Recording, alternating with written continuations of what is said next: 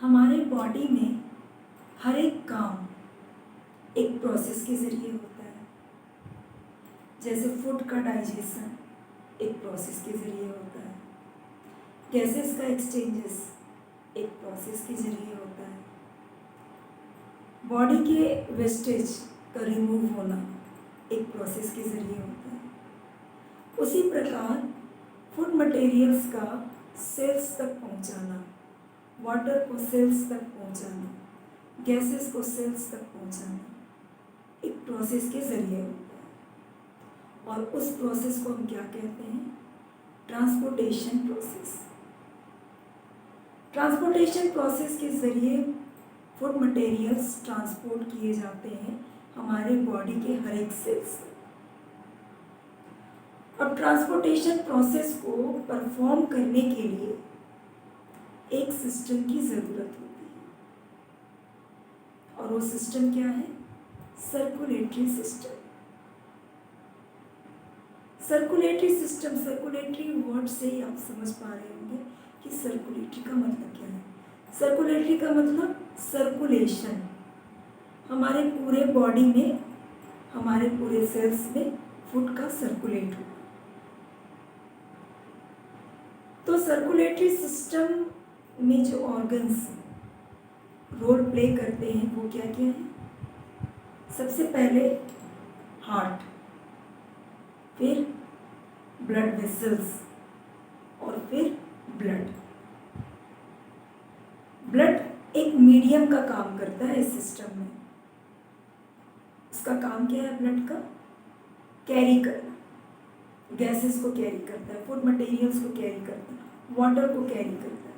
तो कैरी करने का काम किसका है? ब्लड का।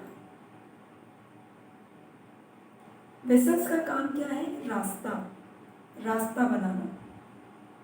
ब्लड को सेल्स तक पहुंचाने के लिए एक रास्ते चाहिए, तो रास्ते का काम कौन करता है? वेसल्स करते हैं। और हार्ट का काम क्या है? पंप करना। हार्ट पंप करने पे हार्ट का काम क्या है? ब्लड को फ्लो कराना। पंप करके वो ब्लड को पूरे बॉडी में फ्लो कराता है, पूरे बॉडी में सर्कुलेट कराता है, पूरे बॉडी में डिस्ट्रीब्यूट कराता है। तो आइए हम देखेंगे कि किस तरह ब्लड हमारे पूरे बॉडी में सर्कुलेट करता है। तो इस सर्कुलेशन को हम डायग्राम के ज़रिए समझेंगे, ठीक है। तो ये जो मिडिल पोर्शन आपको दिख रहा है, ये क्या है? हमारा हार्ट है। तो हार्ट, और आपको जितने जो ट्यूब जैसे स्ट्रक्चर दिख रहे हैं, जितने भी ट्यूब जैसे स्ट्रक्चर है, ये क्या है? ये सारे के सारे वेसल्स है। जो रेड कलर के वेसल्स दिख रहे हैं, इसे हम क्या कहते हैं? आर्टरी। और इसमें ऑक्सीजनेटेड ब्लड फ्लो करते हैं।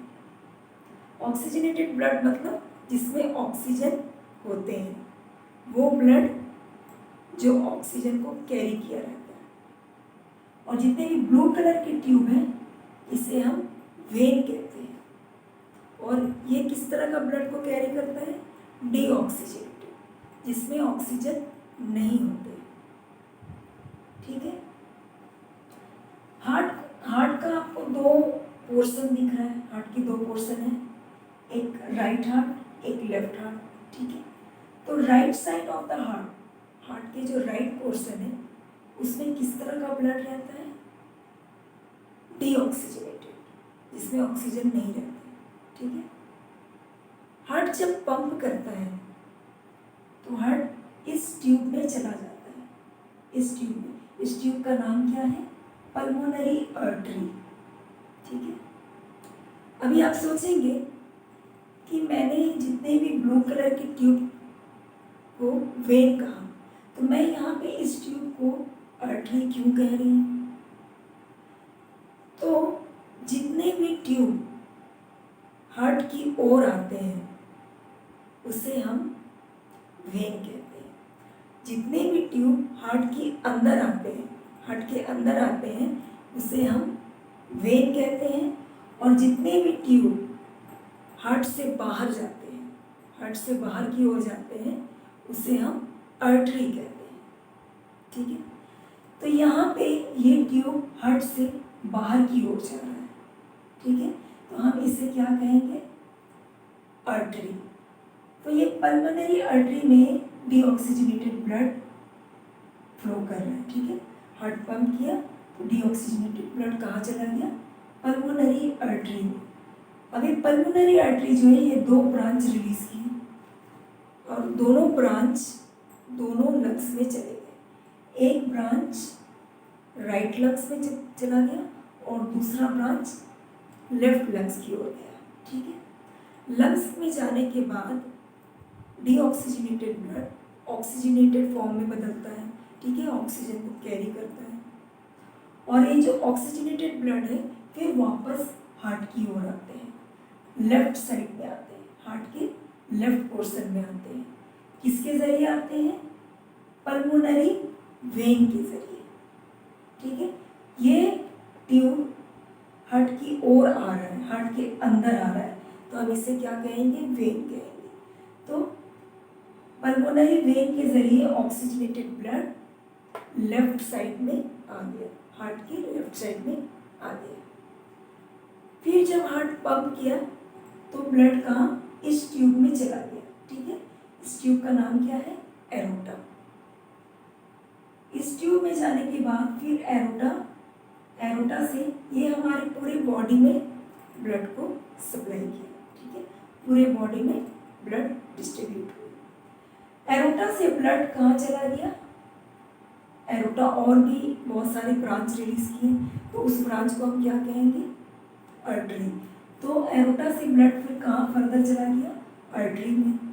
अब आर्टरी और भी ब्रांच रिलीज करेंगे तो उस ब्रांच को हम क्या कहेंगे, आर्टेरियोल्स।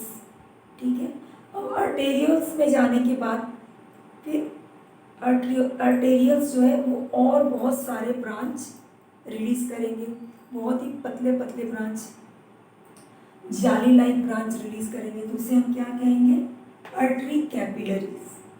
अब यहाँ पे ब्लड पहुँचते पहुँचते क्या होता है, ब्लड के जो बहुत ही छोटे मॉलिक्यूल्स होते हैं, जो बहुत ही स्मॉल मॉलिक्यूल्स होते हैं, वो फिल्ट्रेट हो जाते हैं।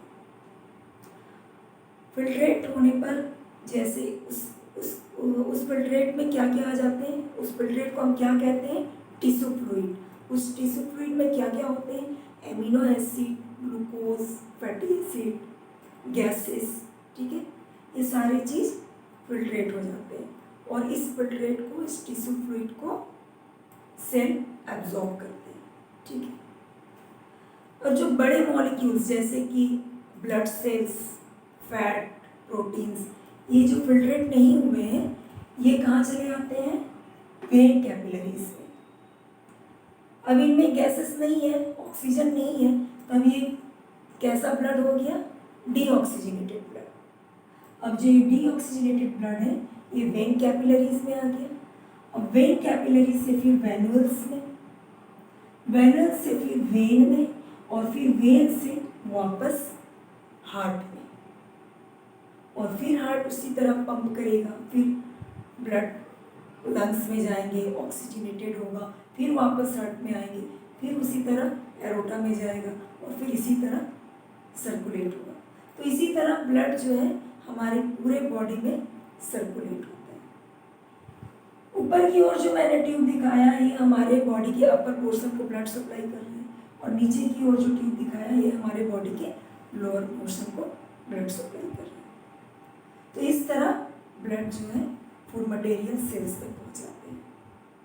मैं आशा करती हूँ कि आप लोगों को आज का क्लास अच्छा लगा होगा और आप लोगों को समझ में भी आया होगा।